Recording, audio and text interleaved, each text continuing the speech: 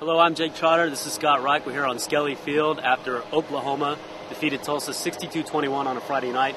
Scott, general thoughts from the game? Well, you know what, you saw another game from Oklahoma where they were, this was a little bit different because they had some struggles early. They had an early interception by Sam Bradford. There was a bad pass where he had a chance to go for a touchdown and didn't see that guy and throws it underneath and gets picked. They had some early problems that they had to overcome, and they were able to do that and come right back and still score and manufacture offense the way that they had been. The defense was stellar again. Also, same kind of thing. Some early blips that they were able to cure later on, and win handily again. One thing that I noticed was the defensive backfield had some problems early. Lindy Holmes gave up a couple of big plays, had a couple of big touchdowns. Paul Smith, for the most part, in the first half, really carved up. I felt like Oklahoma's secondary. In the second half, they came back and played a lot better, but I think they exposed a little bit of OU's not entirely flawless in the defensive backfield.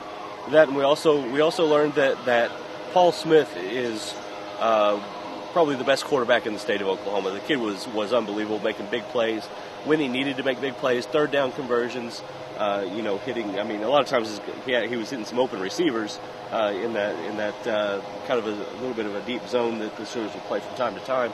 But he played really well, moved really well. For some of the fans that really didn't know a whole lot about him, some of the OU fans maybe, they got to see a pretty impressive quarterback. Alan Patrick, of course, had the big night. The most carries he's had compared to the other backs all season. He looked as strong as ever, didn't you think?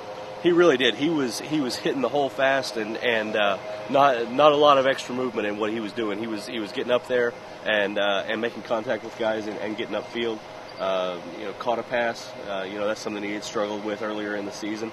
DeMarco Murray had the kickoff return, 81 yards for a touchdown. So all those guys doing what we know they're capable of.